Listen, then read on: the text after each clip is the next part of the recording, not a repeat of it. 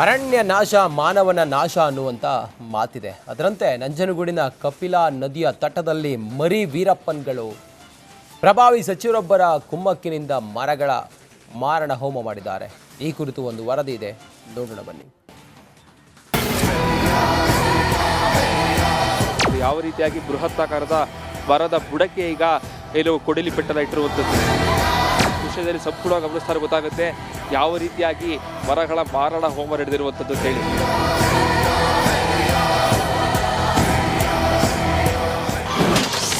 ಮರಿ ವೀರಪ್ಪನ್ ಅಟ್ಟಹಾಸ, ಮರಗಳ ಮಾರಣ ಹೋಮ. ಹಯಾಸ್ ಲಾಕ್, ಇತ್ತ ಸಚಿವರ ಸಂಬಂಧಿಯ ಕೈವಾಡ. ಮರದ ಬುಡಕ್ಕೆ ಕೊಡಲಿ ಇಟ್ಟ ದುರುಳರು, ಧರೆಗುರುಳಿದ 100ಕ್ಕೂ ಹೆಚ್ಚು ಮರಗಳು, ರಸ್ತೆಯಲ್ಲೇ ಬಿದ್ದಿರುವ ಮರದ ತುಂಡುಗಳು. ಹೌದು, ಈ ಮೇಲಿನ ದೃಶ್ಯಗಳಿಗೆ ಸಾಕ್ಷಿಯಾಗಿದ್ದು ನಂಜನಗೂಡಿನ ನಂಜುಂಡೇಶ್ವರ ಸನ್ನಿಧಿಯ ಕಪಿಲಾ ನದಿಯ ತಟ. ಕಪಿಲಾ ನದಿಯ ತಟದಲ್ಲಿರುವ 10 ವರ್ಷದ ಹಳೆಯ ಮರಗಳಿಗೆ ರಾತ್ರೋರಾತ್ರಿ ಮರಿ ವೀರಪ್ಪನ್ಗಳು ಕೊಡಲಿ ಪೆಟ್ಟು ಕೊಟ್ಟಿದ್ದಾರೆ. ನಂಜನಗೂಡು ಕಪಿಲಾ ನದಿ ಪಾತ್ರದ ಭಾರಿ ಮರಗಳ ಮಾರಣ ಹೋಮವಾಗಿದೆ. ಹಾಡು ಹಗಲೇ ಸರ್ಕಾರಿ ಜಾಗದಲ್ಲಿ ಬೆಳೆದಿದ್ದ ಮರಗಳನ್ನು ರಾಜಾರೋಷವಾಗಿ ಅನುಮತಿ ಇಲ್ಲದೆ ಕಡಿದು ಧರೆಗೆ ಉರುಳಿಸಲಾಗಿದೆ. ಅರಣ್ಯ ಇಲಾಖೆ ಸಿಬ್ಬಂದಿಗಳು ಧಾವಿಸುತ್ತಿದ್ದಂತೆ ಕದೀಮರು ಸ್ಥಳದಿಂದ ಕಾಲ್ಕಿತ್ತಿದ್ದಾರೆ. ನೂರಾರು ಮರಗಳಿಗೆ ರಾತ್ರೋರಾತ್ರಿ ಕೊಡಲೆಲ್ಲ ಇಟ್ಟಿದ್ದಾರೆ. ದೃಶ್ಯ ಗಮನಿಸ್ತಾ ಇರ್ಬೋದು. ಮೈಸೂರು ಜಿಲ್ಲೆಯ ನಂಜನಗೂಡಿನ ಕಪಿಲಾ ನದಿಯ ತಟದಲ್ಲಿ ಬರುವಂತಹ ಮರಗಳಿದು. ಸುಮಾರು 100ಕ್ಕೂ ಹೆಚ್ಚು ವಿವಿಧ ಜಾತಿಯ ಮರಗಳನ್ನು ಈಗ ಮರಿ ವೀರಪ್ಪನ್ಗಳು ಕಡಿದಾಕಿರುವಂಥದ್ದು ದೃಶ್ಯದಲ್ಲಿ ಸಂಪೂರ್ಣವಾಗಿ ಗಮನಿಸ್ತಾರೆ ಗೊತ್ತಾಗುತ್ತೆ ಯಾವ ರೀತಿಯಾಗಿ ಮರಗಳ ಮಾರಣ ಹೋಮ ನಡೆದಿರುವಂಥದ್ದು ಅಂತೇಳಿ. ಇನ್ನು ವಿಷಯ ತಿಳಿದು ಸ್ಥಳಕ್ಕೆ ಆಗಮಿಸಿದ ಅರಣ್ಯ ಇಲಾಖೆ ಸಿಬ್ಬಂದಿಗಳು ಮರಗಳನ್ನ ಕಡಿದಿರುವುದನ್ನ ಕಂಡು ಬೆಚ್ಚಿ ಬಿದ್ದಿದ್ದಾರೆ.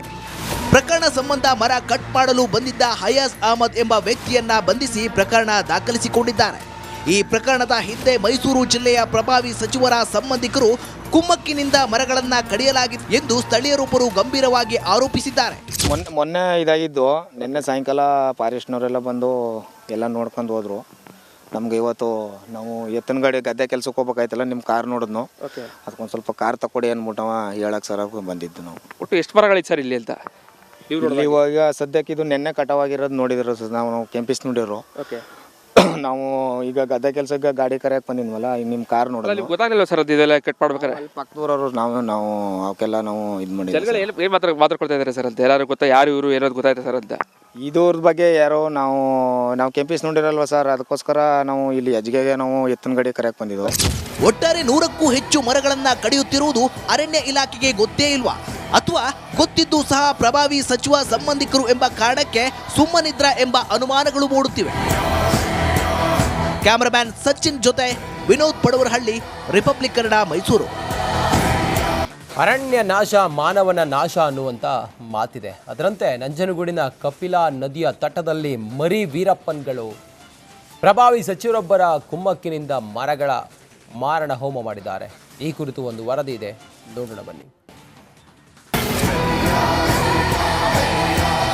ಯಾವ ರೀತಿಯಾಗಿ ಬೃಹತ್ತಾಕಾರದ ಮರದ ಬುಡಕ್ಕೆ ಈಗ ಏನು ಕೊಡಲಿ ಪೆಟ್ಟಲ ಇಟ್ಟಿರುವಂಥದ್ದು ವಿಷಯದಲ್ಲಿ ಸಂಪೂರ್ಣವಾಗಿ ಗಮನಿಸ್ತಾರೆ ಗೊತ್ತಾಗುತ್ತೆ ಯಾವ ರೀತಿಯಾಗಿ ಮರಗಳ ಮಾರಣ ಹೋಮ ನಡೆದಿರುವಂಥದ್ದು ಅಂತ ಹೇಳಿ.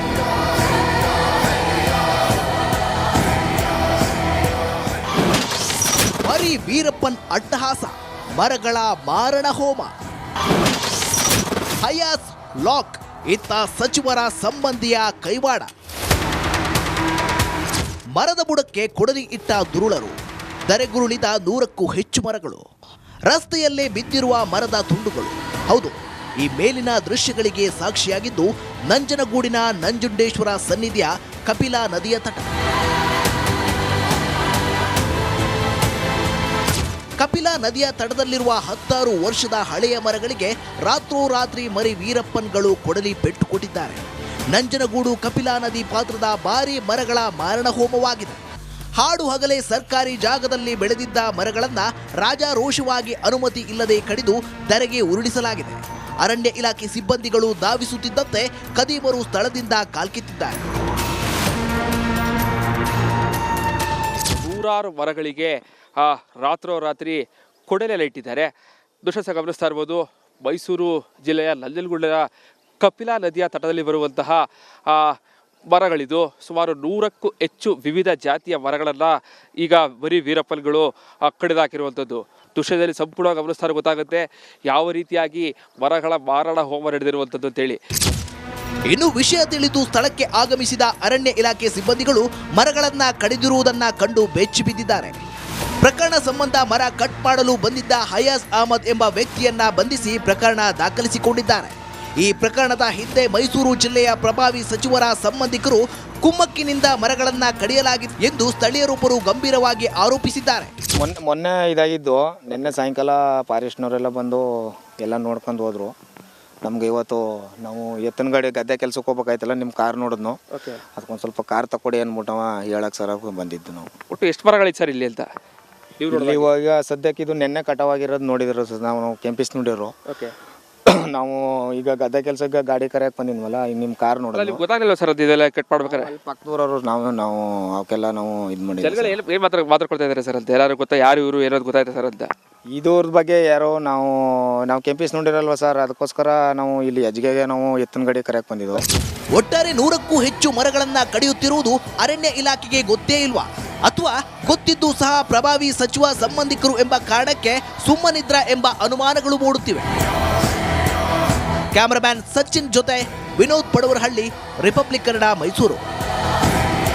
ಅರಣ್ಯ ನಾಶ ಮಾನವನ ನಾಶ ಅನ್ನುವಂಥ ಮಾತಿದೆ. ಅದರಂತೆ ನಂಜನಗೂಡಿನ ಕಪಿಲಾ ನದಿಯ ತಟದಲ್ಲಿ ಮರಿ ವೀರಪ್ಪನ್ಗಳು ಪ್ರಭಾವಿ ಸಚಿವರೊಬ್ಬರ ಕುಮ್ಮಕ್ಕಿನಿಂದ ಮರಗಳ ಮಾರಣ ಹೋಮ ಮಾಡಿದ್ದಾರೆ.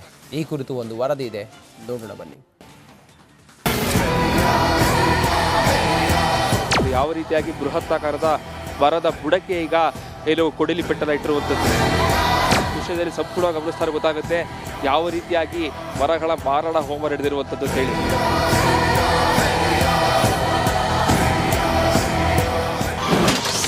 ಮರಿ ವೀರಪ್ಪನ್ ಅಟ್ಟಹಾಸ, ಮರಗಳ ಮಾರಣ ಹೋಮ. ಹಯಾಸ್ ಲಾಕ್, ಇತ್ತ ಸಚಿವರ ಸಂಬಂಧಿಯ ಕೈವಾಡ. ಮರದ ಬುಡಕ್ಕೆ ಕೊಡಲಿ ಇಟ್ಟ ದುರುಳರು, ಧರೆಗುರುಳಿದ 100ಕ್ಕೂ ಹೆಚ್ಚು ಮರಗಳು, ರಸ್ತೆಯಲ್ಲೇ ಬಿದ್ದಿರುವ ಮರದ ತುಂಡುಗಳು. ಹೌದು, ಈ ಮೇಲಿನ ದೃಶ್ಯಗಳಿಗೆ ಸಾಕ್ಷಿಯಾಗಿದ್ದು ನಂಜನಗೂಡಿನ ನಂಜುಂಡೇಶ್ವರ ಸನ್ನಿಧಿಯ ಕಪಿಲಾ ನದಿಯ ತಟ.